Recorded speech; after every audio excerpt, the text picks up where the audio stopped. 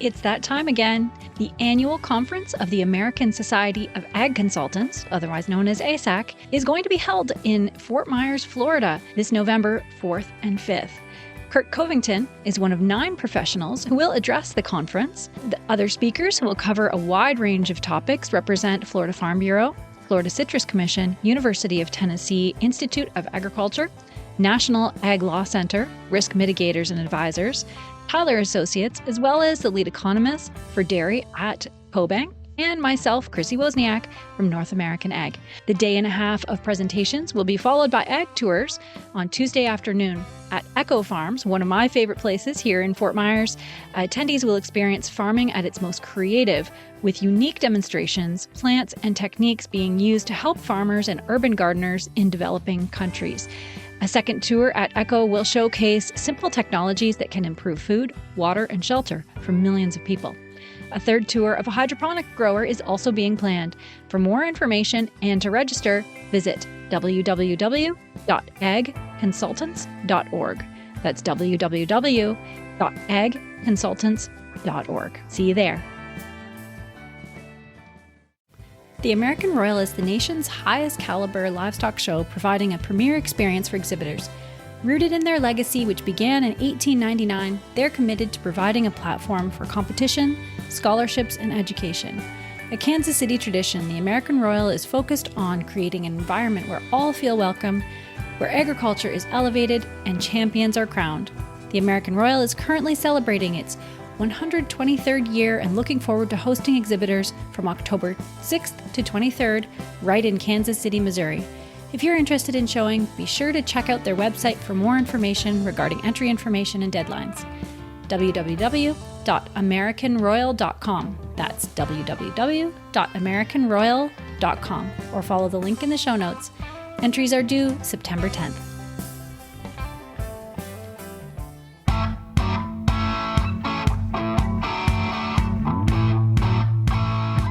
And welcome to North American Ag Spotlight. I'm Chrissy Wozniak, and this is a kind of a weird episode this week. We have had a bit of a crazy week. We are now in just outside of Nashville, Tennessee, and this here is Whitney Taylor, and she is from Charlotte County in Florida, and she is the president of our local Hog Wild Steer Crazy 4-H club.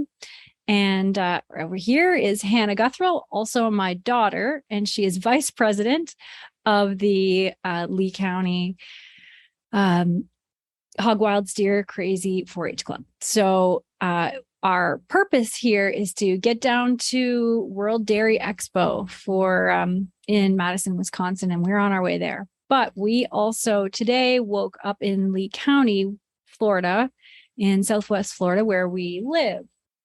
So as I'm sure everybody knows, we had a pretty rough week down there, and we were, our house, Whitney was lucky enough to live about, 20 miles inland.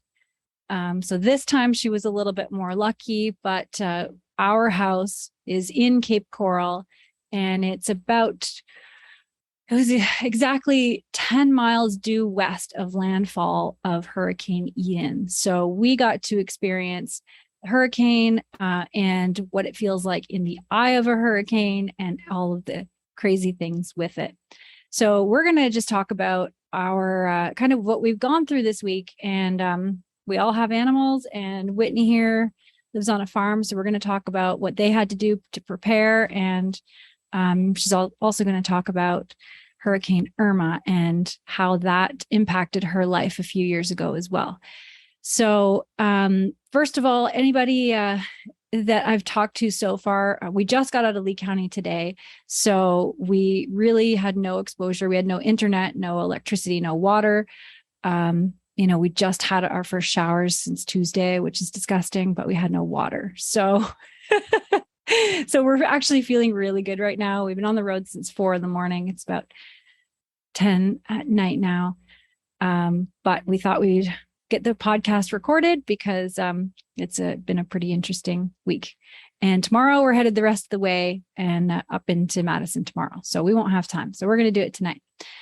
So yeah, the first question that anybody I've talked to has asked is, why did we stay?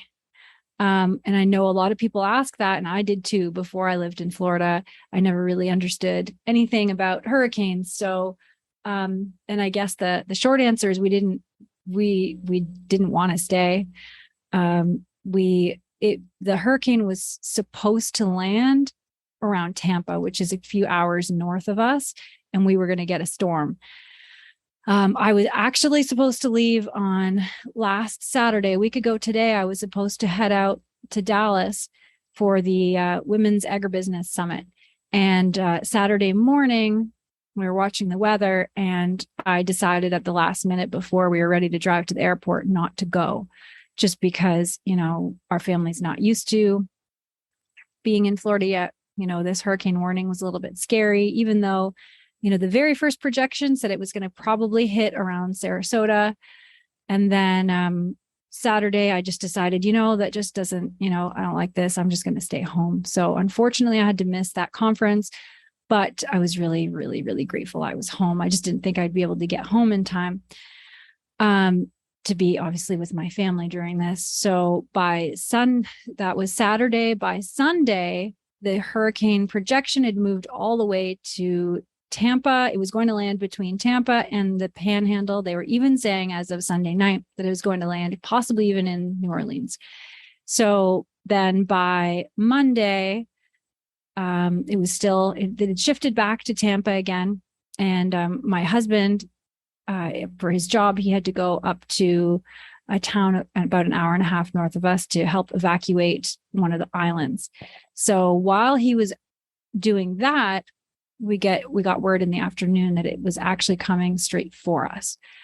So that was a huge shock. And then at about, I don't know, it was probably 2 or 3 o'clock on Tuesday afternoon that 2.5 million people were being evacuated from Southwest Florida, which means 2.5 million people don't fit all on the roads at one time. And so by the time my husband got back home, there were also tornado warnings. So I talked to all of our neighbors who are all Floridians, born and bred Floridians, a lot of them. And they just said, you know what, you're safer in your house. Your house is rated for Category 5. You're better off in your house and to stay in your house than you are in your truck on the highway in a parking lot with tornadoes. So that made a lot of sense to me. So that's why we stayed. Next time there's a thunderstorm in the Gulf of Mexico, I'm probably just going to get on a plane and I'm going to fly far, far away with my whole family because I don't want to do that again. But so that's been the first question everybody asks. So I'm just going to, that's why we stayed. It was really terrifying. I wasn't scared at first at all. I have strong faith and, we prayed a lot, and I knew a lot of people from all around North America were praying for us. But when the storm hit, it changed when a concrete block house starts to shake, it's pretty scary, really scary. So we ended up spending, 6-7 hours first in our laundry room and then in a closet. So it was interesting. So I'm going to now hand it over to the girls.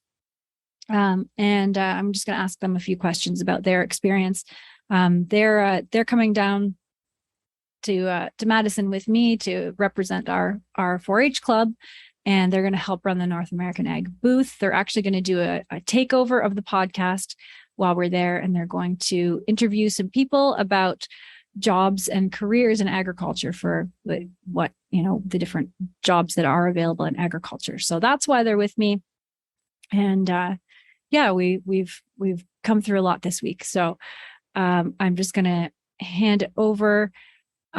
Whitney, first, I'm going to start with you. This isn't your first hurricane. And remember when I remember you came over the first time and we were sitting outside and I said, well, what about hurricanes? Are you scared? And you said, no. And I said, well, did you ever lose anything in a hurricane? Did anything bad happen? And she said, yeah, well, we lost our roof tore off, but we all lived. And I was like, that's horrifying. But anyway, so tell us about your experience with hurricanes since, well, you're many generations from Florida. So Yes, ma'am. Well, Hurricane Irma, not only did it take our roof, but like that let the water come in. And then when the water came in, the mold started. And then insurance basically was like, yeah, we're not helping you fix this. So then the house foreclosed and we were like out of a house. We were homeless basically. We were living in a camper and then in a room built in our grandpa's barn for a long time. And then when you say you were born in a barn, you actually were. I guess so. I mean, I spent my 10th birthday in a camper. My 10th birthday was in a camper at my grandparents' barn. That was not fun, not a great birthday. Christmas was in the barn. That was definitely not an experience I want to go through again. But basically, I don't know, we all lived. That's all that really matters. All that stuff was replaceable. House was replaceable. Memories were lost, but we can make those memories up. For sure. So how did you feel when you heard, well, so I'll give you a bit of a backstory. Whitney's mom is really amazing at predicting hurricanes. She helped us through this emotionally through the whole thing right from the beginning. She said it was going to hit us. But the weathermen, what do they know? So she was really insistent that it was going to hit us. And so she helped us prepare, like made sure we had everything we need just in case it did. But it was her hunch it was still going to hit us. But, I watched the weather. I should have listened to her mom.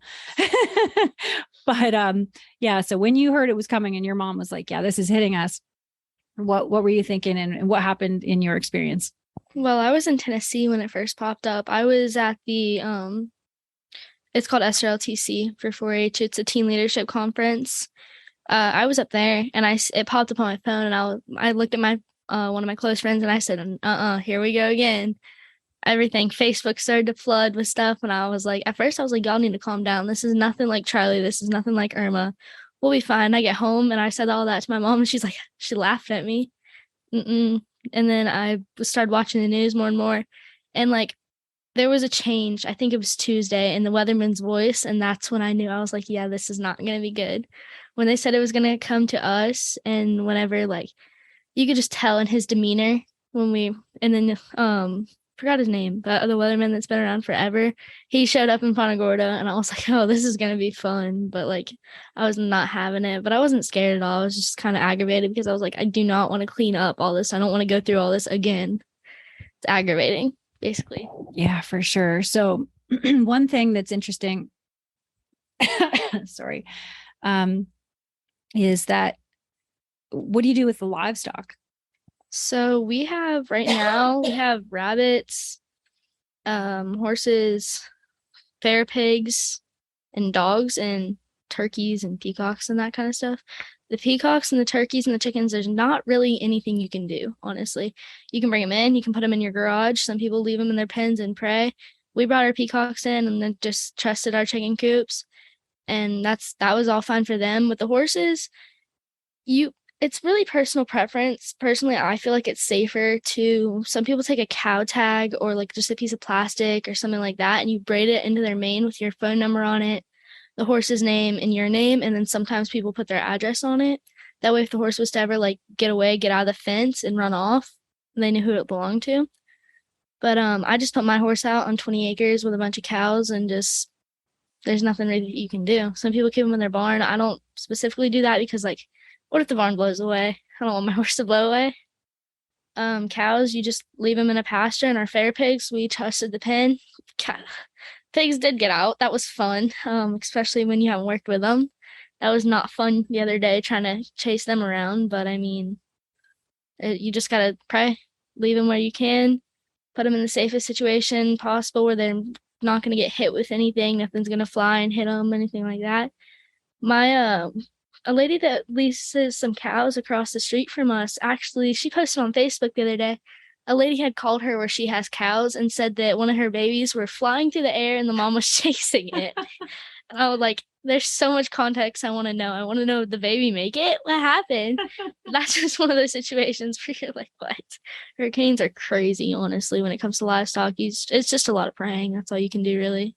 Yeah, that's it. And I never really thought, up north when the storm hits, you put everybody in the barn and you don't have to worry too much about the barn, anything happening to the barn. But, in a hurricane, the barn's going to blow away quicker. Animals are smart and they have good instincts. So I thought that was cool. And Tough came back the next day. Oh yeah, he you can really tell something's coming when you're the quietest, kid safe, bomb-proof horse ever starts trying to act like he's something special, freaking out on you. I was taking him over there and he was doing circles and freaking out, and then I brought him home and he was calm and I was like, yeah, you knew.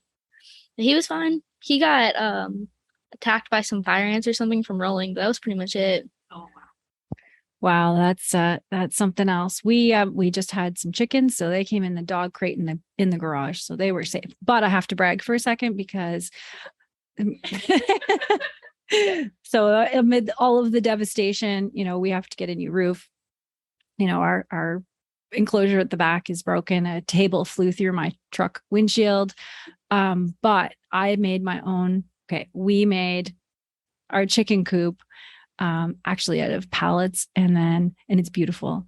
And we made a tiki bar in our over the last year, and the bar and the chicken coop are 100% perfect, no damage. A hinge fell off of the chicken coop. That was it. Amid all of this damage, they survived. So I'm pretty sure that I'm going to make a new company called Cat 4 Coops and Bars, and I'm going to make the best bars and chicken coops in the world. So if anybody wants to buy one, I'm in Cape Coral. Yeah. So I'm pretty proud of that. Yeah, we'll do an assembly line in the garage. All right, so I'm going to hand it over to Hannah now. And Hannah, what was your tell everybody about our experience through the storm from your eyes? Okay. So it all started maybe, what was it? Sunday, the week before, when everybody started talking about it, I think. Yeah, just 2 days. Yeah. And everybody, like all of my Florida friends were like, "Oh, it's nothing. Like it's just another hurricane. It'll pass us. It won't hit us." And all of my up north friends were like, "You need to get out of there. What are you doing? You need to evacuate." And so everybody, we were like half freaking out, half, "Oh, we're from Florida, right? It'll be fine." It was not fine. It was definitely not fine. So we started preparing for the hurricane a couple days before, and we went on the last time we went on to Matlacha and Pine Island to go get sandbags just in case the water level rose up too high from the canal in our backyard and was like to block it from getting in the house. And so everybody was like panicking and grabbing sandbags after sandbags, and there was only like 25 per person. And that's when you started to get a little bit nervous, is when everybody started panicking and all these Florida people started panicking. It's like, Florida man panicking? That's really? So yeah, that's when we started to get a little bit more scared. And then so after we're done with the sandbags and stuff, friends came over and we put up the shutters on our house and just kind of waited for the storm to come. And then the day before the storm, it was really eerie out, and it was like really, really, really quiet because everybody was just kind of like holding their breath, waiting to see where it was going to hit, because some of it moved around so much, like on the Panhandle to Lee County to Naples to Sarasota to everywhere. And so it was really hard to figure out and pinpoint. Like we were all like guessing, we're like betting and everything. We're like, it's gonna move, it's gonna hit here, it's gonna hit here. But yeah, so the morning of, it seemed fine when we woke up. The wind started probably about 4:30 in the morning, and I couldn't get back to sleep. And Yeah, so I went out and everybody was already up watching the news, and probably about 10 o'clock, I'd say, is when all of our power went out. I think it was I think it was 10. It was around 10 o'clock when all our power went out, and the wind started to pick up. And we were fine until probably 12 o'clock in our living room, and until the wind started getting so bad that everybody was like, oh, we should get into like the most interior room of your house. So we all ran into the laundry room and sat there for probably like a year. That's what it felt like. Maybe 2 hours. It felt like a year, you know. So yeah, we were all just, sitting in there trying to keep our minds off of it, trying to keep distracted almost when it's hard to do that when you sounds like there's a freight train in both your ears. But Played some cards. we played some cards, yeah, where there was a lot of card games played and a lot of napping and eating.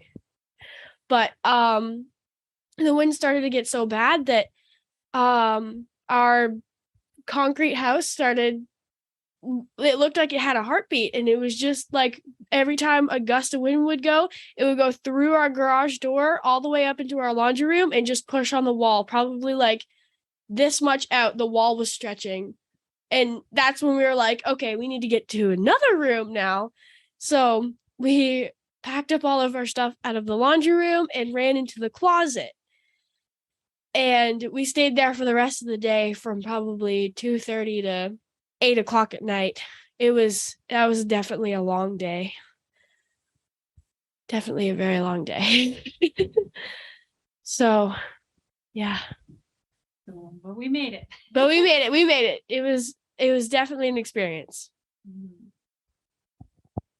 So an interesting thing that obviously I've never been in the eye of a hurricane before, but it got quiet, and I'm sure you experienced this with Irma too, but it gets really quiet. And then we went out to take a peek, and there was a little bit of space at the end of one of the shutters so we could look outside, and it was just yellow light, like just pure yellow light.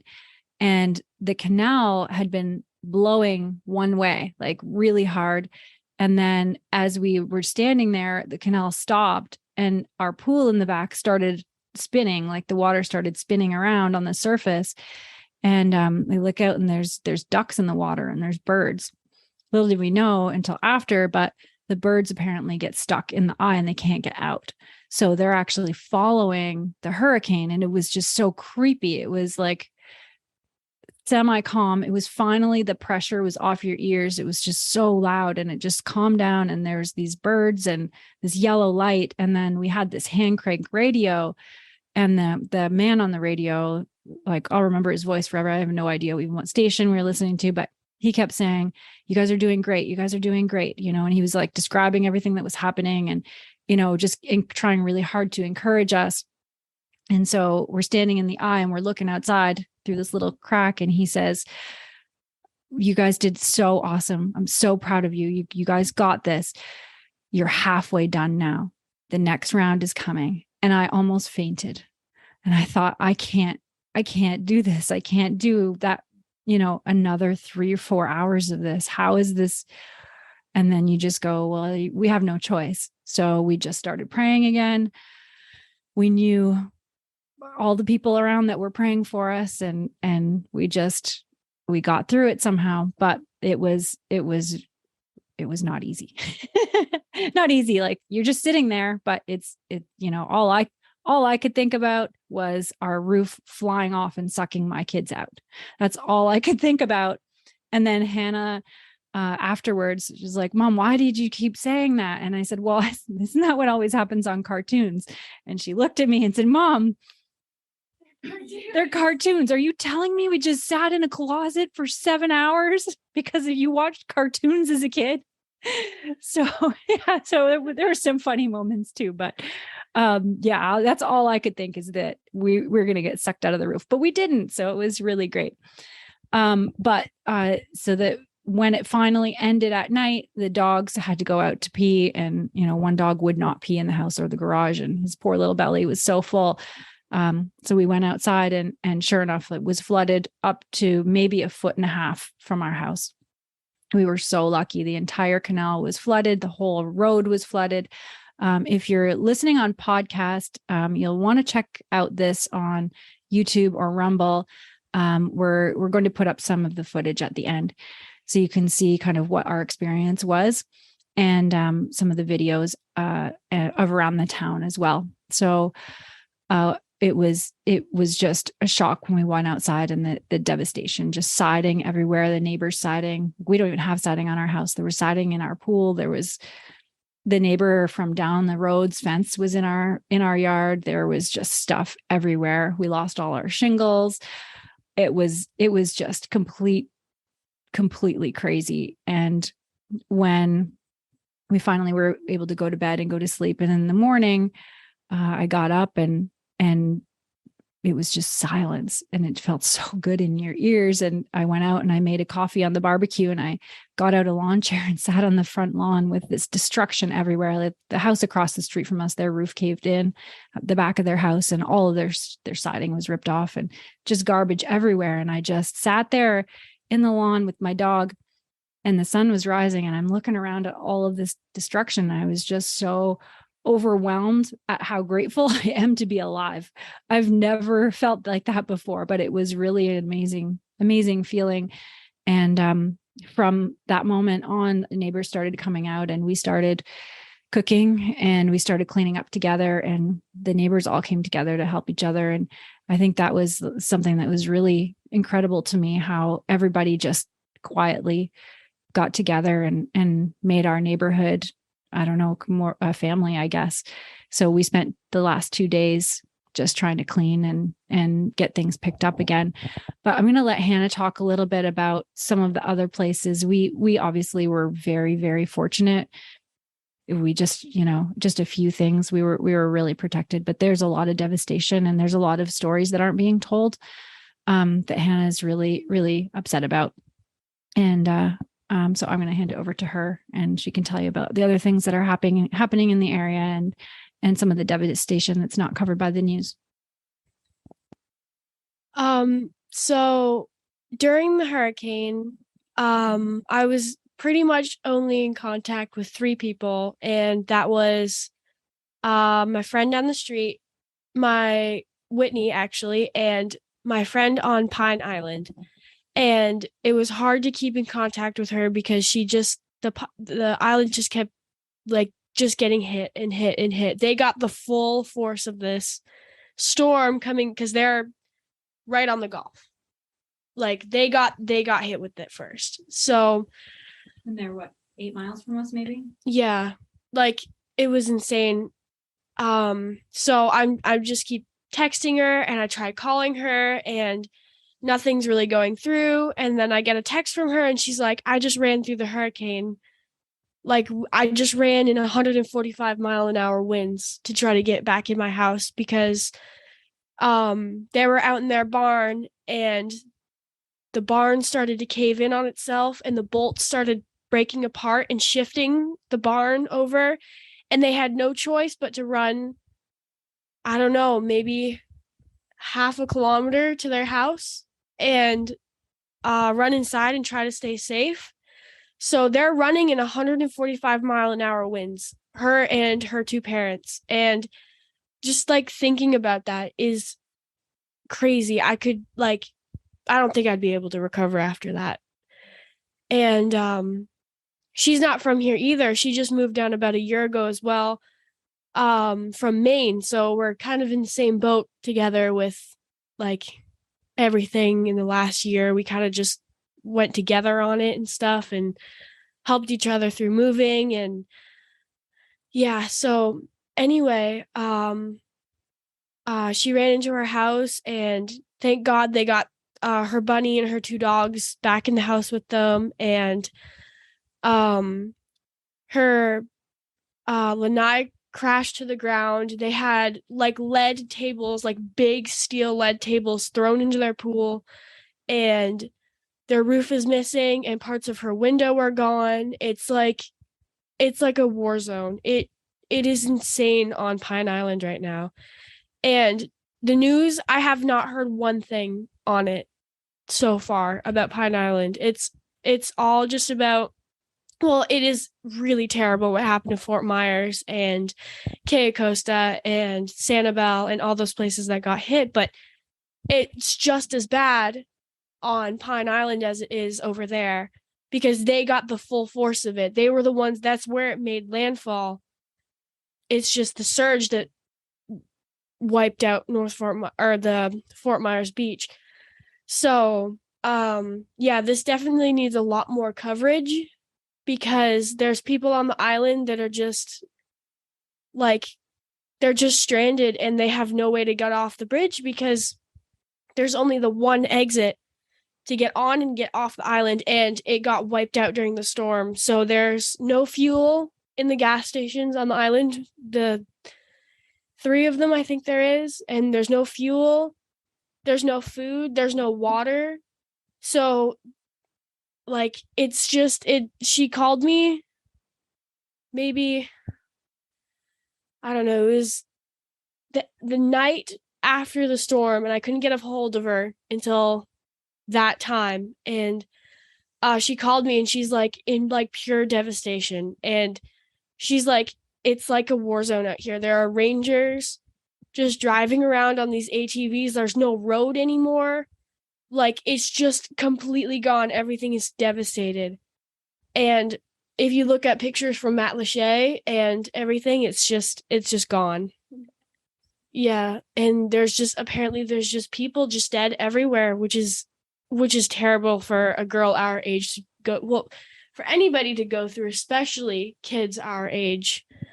So yeah, it's insane. It definitely needs to be covered in Pine Island and get more people off the island. So yeah, it's just insane. What about like school and Yeah, so last night I was packing and getting ready to go to Wisconsin, and my mom and I were talking, and I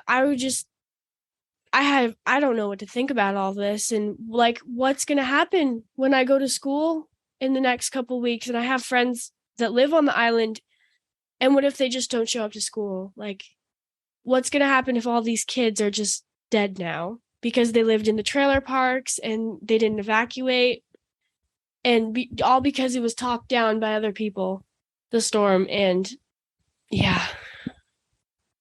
pretty awful. Yeah.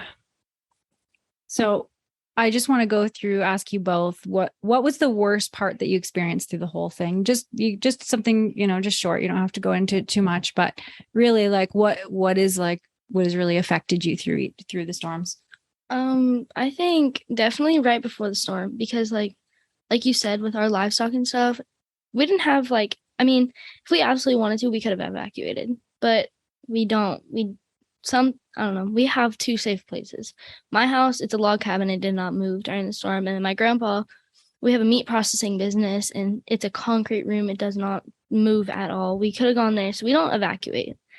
And that was definitely something like everyone was saying, y'all need to evacuate, and we're not going to. And then the aftermath after that storm, just like the night of, at 10 o'clock at night, my dad had to go to work the next morning, because I think that's another thing that really needs to be touched on, like Pine Island needs to be touched on, is without the people like my dad that are out there clearing the roads, getting the trees off, your first responders couldn't get to you. Yeah. And I feel like they definitely don't get enough appreciation that they deserve at all. Like, they're out there on bulldozers and all this, and you have all the people out there trying to check out their property, which I completely understand. We did that too. But like, they're out there trying to open up these roadways, open up everything, get the trees out of the way, get the trees off people's houses, all that kind of stuff. They don't get any recognition.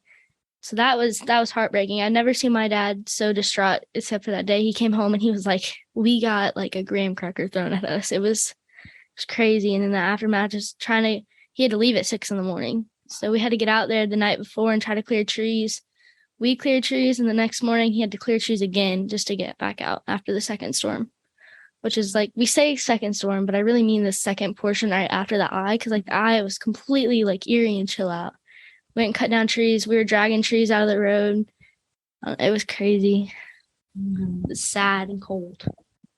I guess the worst part for me was definitely just everybody being so devastated after. I wasn't scared during the storm because it was just another thing that we had to check off our list for that day. You know, like it was just another thing.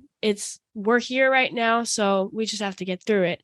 But it was the aftermath that really, and how fortunate we were, and how some of these kids our age are just completely lost now. Like, definitely my friend's story needs to be told, because it's insane how much this has impacted everything. It's impacted our school, and like there's no food or water or fuel. How are they going to run their generators? Like, I'm not covering the things that need covered. yeah, and it's just the recovery process now that's going to be the hardest. I think the storm was the easy part. And this is All right. So then let's one more question each. What's something positive that you're going to take away from this experience that you'll never forget, but it was something that positive, just a positive takeaway. For me, it was definitely neighbors that maybe we had just waved to walking the dogs. For me, coming together as this family and getting these close bonds was really, really impactful for me. And I appreciate them so much, since they all are from, been in Florida forever. So they really, all of them took me under their wing and helped us through it all. Just like Whitney's mom did for me too. So if you guys, what kind of positive thing can you take away? I don't think I was old enough to really realize it with Irma, but definitely text your sisters, text your brothers, text your cousins and say, hey, I love you, be safe today. Because like, that's all that was going through my mind. That whole storm, I was like, I wonder if my sister and my niece and all them are okay. I wonder if my cousins are okay. Like, no, I don't ever want to wonder that again. Text your family, make sure they're okay. Even if y'all aren't on good terms, make sure they're all right. The positive thing I took out of this was that you definitely need your family, whether it's your blood family or your chosen family. Like, you always need those people to depend on. Like, Whitney's mom is the hero, obviously. And like, just all of our neighbors pulling together, and everybody, like, we drove, how far is it to Clearwater with traffic the whole way through? Like, it took 4 hours to get fuel, and then a 4-hour drive back on the 2 days after. And I went with them, and we got who knows how many gallons of gas from Clearwater. And we drove back, and we just like gave it out to all the friends and family that we know. And yeah, it was crazy how fast everybody just clicked. And even like, you didn't even have to call before. They just kind of know how, like, what you need, and they've seen what you need. So yeah, it was definitely how fast everybody just kind of got in that one, like, primal herd group thinking of, like, you need food, you need water, you need fuel for your generator. That was like the main stuff everybody was just thinking about. So Awesome. Yeah. And yeah, like you said, the primal herd, it was almost instinctual. I know for myself, I get, the world is so divided now, and, I follow politics, and, it's tough not to become jaded and divided, but I can tell you not one person cared about politics from Monday till, well, ongoing in Lee County. And Collier County and Charlotte County and Sarasota County, Manatee County and DeSoto. Yeah. So all the counties, And because we just started getting internet service after we left this morning, we still don't even know the full extent. Probably you guys out there know more than we do at this point.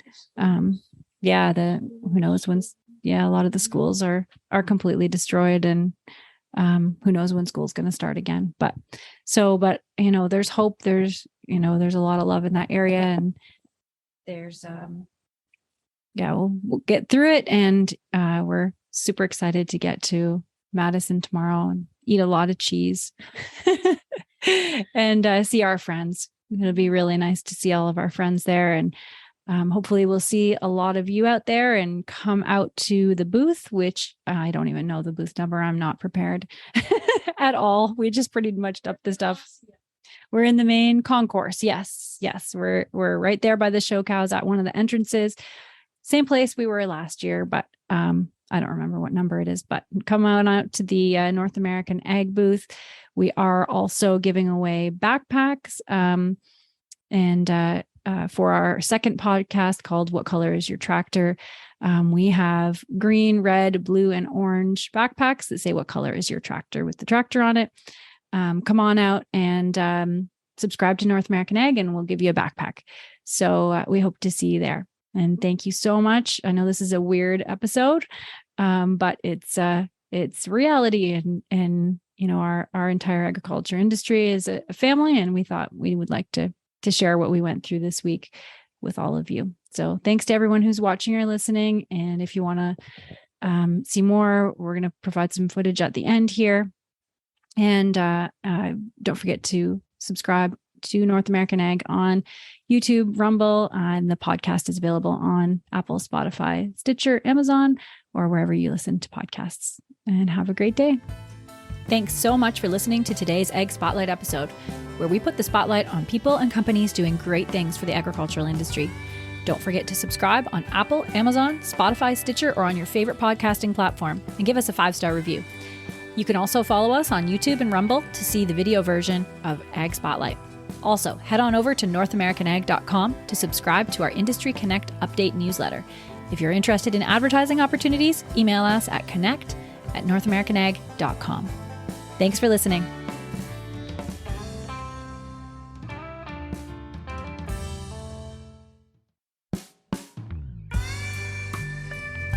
Our newest podcast by North American Ag is called What Color is Your Tractor? The stories behind the ag brands you love and the ag brands you love to hate. Hosted by me, Chrissy Wozniak. We take a deep dive into the companies that have built modern agriculture. Subscribe on your favorite podcasting platform. Go to whatcolorisyourtractor.com. Available on Apple, Amazon, Spotify, Stitcher, or wherever you listen to podcasts.